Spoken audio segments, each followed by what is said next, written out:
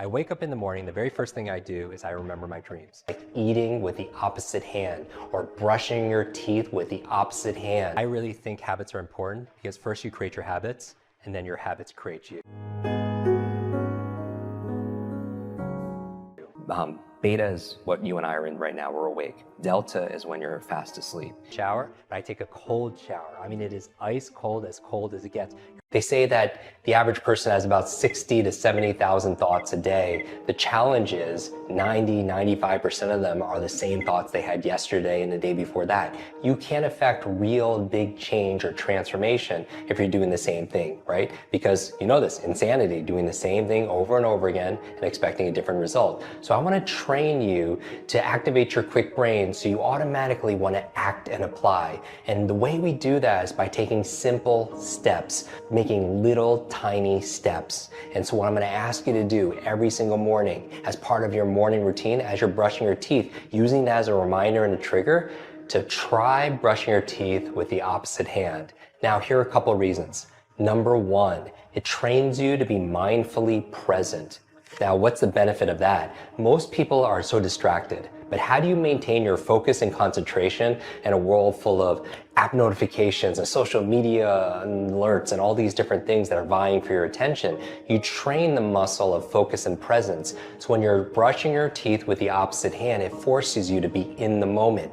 And that power of presence, that presence of fitness, that attention muscle that you're building to make it really fit, that will show up when you need to be present, when you're remembering someone's name. When you're reading something and you get easily distracted, it trains those muscles to be present with what you're reading and also studying. So that's number one. It trains your presence and mindfulness. The second reason you want to use the opposite hand is there's research done at Duke University, the Department of Neuroscience and Biology by Dr. Lawrence Katz. He wanted to find out how to keep seniors' minds alive as they aged. And what Dr. Lawrence Katz found was simple exercises like eating with the opposite hand or brushing your teeth with the opposite hand, where you're challenging yourself that we know that there's a mind-body connection, but there's also a body-mind connection. That as the body moves, the brain grooves, actually stimulates different parts of the brain. So what we're doing here as you're trying to brush your teeth with the opposite hand, it's going to feel difficult. It's going to feel a little bit weird. But the reason why is you're creating new neural pathways and you're clearing up the metaphorical traffic jam that's in people's minds when it comes to their memory. They're slow to remember things because that freeway is not clear. And so you're moving things around, you're challenging yourself in new ways, you're making new connections because as your body moves, your brain grooves. So what I challenge you to do for those reasons, number one, trains your muscle of fitness. And number two, it trains a different part of your mind. And the third reason is you want to train yourself to do difficult things.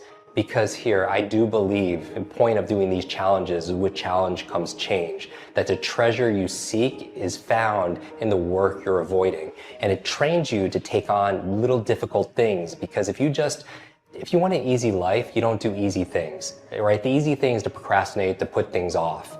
But the hard thing is to do the hard things, is to do the work that you need to do. Because if you just do the easy things, life is hard. But if you do the hard things in life, life becomes easier. So you're training yourself in the first thing in the morning to do something difficult because you're training your muscles. So maybe it shows up in the areas where you need to make a call, a sales call, or you need to give a presentation, or maybe you need to fire somebody, give them, have a difficult conversation with them.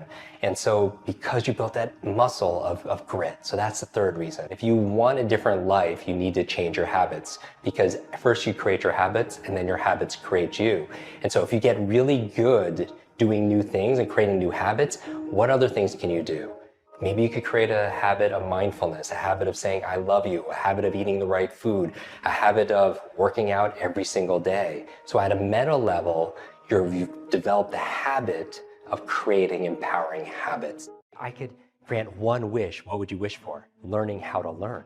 Because if you could learn how to learn faster, you could learn anything faster and you could apply it towards everything else. I really think habits are important because first you create your habits and then your habits create you. Now everybody has their morning routine, right? But mine are really focused on activating my brain power. Every single one of my habits, my routines in the morning are meant to really jumpstart my brain so I could jumpstart the day. And so here are some of the things I do every single morning. I wake up in the morning, the very first thing I do is I remember my dreams. The reason why you want to remember your dreams is because some of the most incredible inventions and works of art and literature came from the dream state. Mary Shelley created Frankenstein in her dream.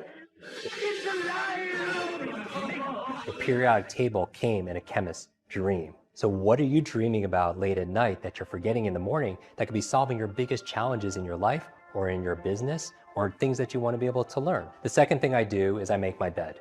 The reason why I make my bed and why is that good for your brain is because you want to start your day with excellence, because how you do anything is how you do everything, as you know. And so you want to start with a win because it's the science momentum, because your brain likes to build on success. And it's also good because when you come back at the end of the day, you come back to your bed already made, which is coming back to success. The third thing I do is I brush my teeth. You're like, so what, Jim? Everyone brushes their teeth.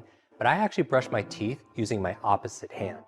By using my opposite hand, it actually activates different parts of my brain, because as your body moves, your brain grooves. The next thing I do is I take a tall glass of water. Why do I do that? Is because your brain and your body is 70% water. So I want to super hydrate because you lose a lot of water while you sleep. Next thing I do is I take a shower, but I take a cold shower. I mean, it is ice cold as it gets. You're like, Jim, I loved you up to this point, but the reason why you take a cold shower is to lower inflammation. It like resets your nervous system, resets your brain, because driving energy, mental energy to clearing brain fog is to lower inflammation. And one of the best ways of doing that is by taking cold showers. From there, what I do is I make a brain tea. And what's in my brain tea? I make it with gotu kola, ginkgo. I put some lion's mane. I like honey. I feel like that's good for me. And I also put some MCT coconut oil to help me to absorb it better. And while I'm drinking that brain tea, I journal. And what am I journaling that's activating my brain? I start with gratitude. Gratitude rewires your brain, and it helps you to activate more of those flow states. Flow states is a state of optimal performance where you feel your best and you act your best. And what puts you into that alpha state, that relaxed state of awareness, that theta state where you're most creative, a lot of it, what keeps you out of it is these negative emotions. So forgiveness and gratitude go a long way. Self-love and self-care is not selfish. After that, I do some exercise, because there was a study done at Appalachian State University saying exercise obviously is good for you, but what time do you exercise? They tested people at 7 a.m., at 1 p.m., and 7 p.m. They found that by far, those who exercise at 7 a.m.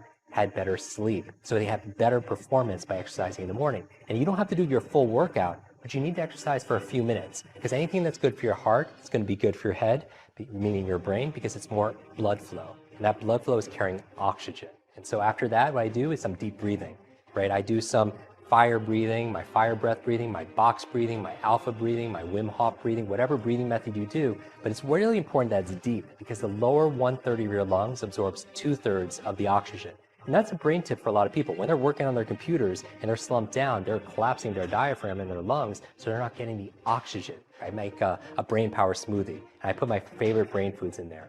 And some of my top 10 favorite brain foods are things like avocados, things like blueberries. I call them brain berries. They're very neuroprotective. Green leafy vegetables, coconut oil, dark chocolate, great for your brain. Because anything that's good for your mood generally is going to be good for your mind. I put them all into a smoothie, I mix it up, and then I do some reading. That's where my work time comes in, because leaders are readers. That's one of my success habits. Everybody has to read for about 30 minutes a day. Do something physical and do something mental every single day. Care for your brain, because you could change your brain, you could change your life. The average person opens up Instagram 150 times a day, but that's by design. Like you said, companies, from product design, they're putting fortunes in to understand why we do what we do. And variable reward, dopamine pops, all that stuff. Exactly. And so if you're picking up the phone the first thing in the morning, the challenge is a number of reasons. This is a challenge. First of all, there are these 4 primary brainwave states. Beta is what you and I are in right now, we're awake. Delta is when you're fast asleep. In between those 2 states, theta and alpha, are extremely important brainwave states for learning. So theta is the state right in and out of sleep. Theta is the state that we call creativity. When you are your most creative, usually it's coming because you're in this theta state. And you know this, when you're in and out of sleep, or you're close to you're so deep, your mind goes and you come up with ideas. You know what puts you in that theta state? Are showers. Oh, really? You ever notice when you're in the shower, you come up with some of your best ideas? Yeah, and your brain kind of drifts. It does, because you're in that brainwave state. So a big part of my work is taking the invisible and making it visible. Like I always, when I do these demonstrations, I always tell people that I do it because I want you to see that there's a method behind the magic. That when somebody does something that's extraordinary in athletics, in education, in technology with the human body, there's always a trail, you know, because genius leaves clues. Above theta though, is the state called alpha, right below beta where you're most aware and awake. Alpha is a state of learning, accelerated learning. It's a state of relaxed awareness. This is a state we go into when we meditate because your critical mind is set aside and you just absorb information unconsciously.